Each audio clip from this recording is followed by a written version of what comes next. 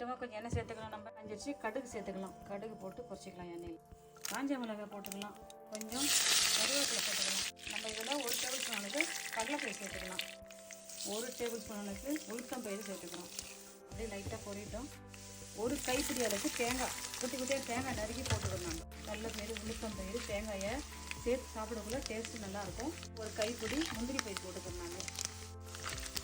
முந்திரி பயிர் போட்டு நல்லா அழகாக இதை பொரிச்சிக்கலாம். சீரகம் போட்டுக்கலாம்.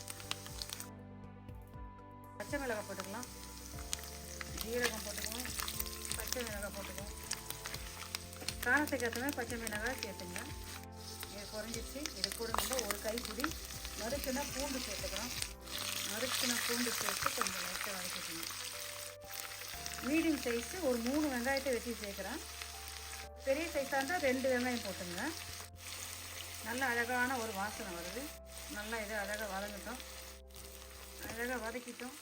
கொஞ்சம் மஞ்சத்தூள் சேர்த்துக்கலாம். காஞ்ச மிளகாய் தூள், கொஞ்சம் ஜீரகத்தூள் சேர்த்துக்கலாம். ஜீரகம் மல்லித்தூள் சேர்த்துக்கலாம். மிளகாய் தூள், மஞ்சள் தூள், மல்லித்தூள், ஜீரகத்தூள் சேர்த்து அழகாக லைட்டாக இறக்கிடுவோம். ஒரு 1/2 ஸ்பூனு கரம் மசாலா தூள் சேர்த்துக்கிறோம். 1/2 ஸ்பூன் கரம் மசாலா தூள் சேர்த்துட்டு அழகாக வதக்கிக்கலாம்.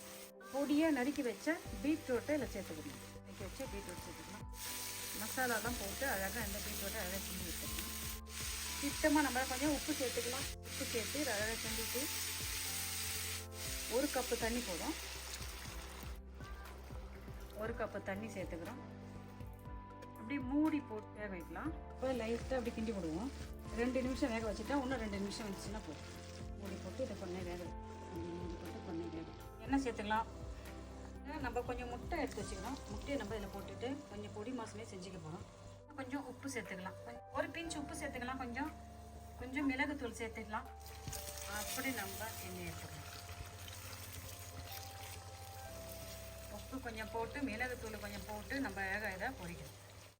இது போதும். அதுக்கு மேலே வேக வேணாம். அப்படியே இருக்கட்டும்.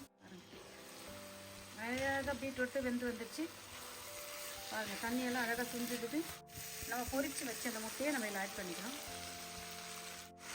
முட்டையை ஆட் பண்ணிவிட்டு இதோட கிளம்பிக்கணும். பீட்ரூட்டு உடம்புக்கு ரொம்ப நல்லது. முட்டையும் ரொம்ப நல்லது. முட்டையும் பீட்ரூட்டும் கலந்து ஒரு சைட் டிஷ் பண்ணுறோம். ரசம் சாதம், சாம்பார் சாதம், சப்பாத்தி கூட செஞ்சுட்டு கூட அப்படியே கூட வச்சு சாப்பிட்லாம். ரொம்ப ஆரோக்கியமான ஒரு சாப்பாடு இன்றைக்கி நம்ம செஞ்சுட்டோம். ஒரு அழகாக பீட்ரூட்டு எக் வச்சு ஒரு சப்ஜி பண்ணிட்டோம்.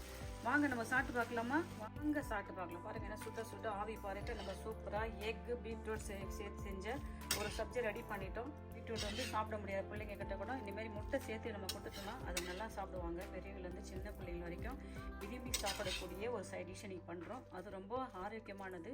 பாருங்கள், என்ன கலர்ஃபுல்லான நம்ம சூப்பராக பீட்ரூட் எக்கில் சேர்த்து செஞ்ச சப்ஜியை பண்ணியிருக்கோம். சும்மா இது மேலே அப்படியே லைட்டாக கொஞ்சம் கொத்தமல்லி தழை போட்டுக்கலாம்.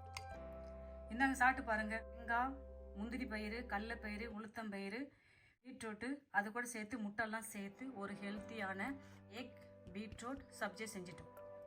நான் நினைக்கிறேன் நான் செஞ்ச இந்த மெத்தட் உங்களுக்கு பிடிக்கும்னு நினைக்கிறேன். நீங்களும் இதே மெத்தடில் செஞ்சு பார்த்துட்டு நான் செஞ்ச இந்த எக் பீட்ரூட்டில் செஞ்ச இந்த சைட் டிஷ் எப்படின்னு சொல்லுங்கப்பா. உங்களுக்கு இந்த வீடியோ பிடிச்சிருந்தா லைக் பண்ணுங்கள், உங்கள் ஃப்ரெண்ட்ஸுக்கு ஷேர் பண்ணுங்கள், எனக்கு சப்போர்ட் பண்ணுங்கள்.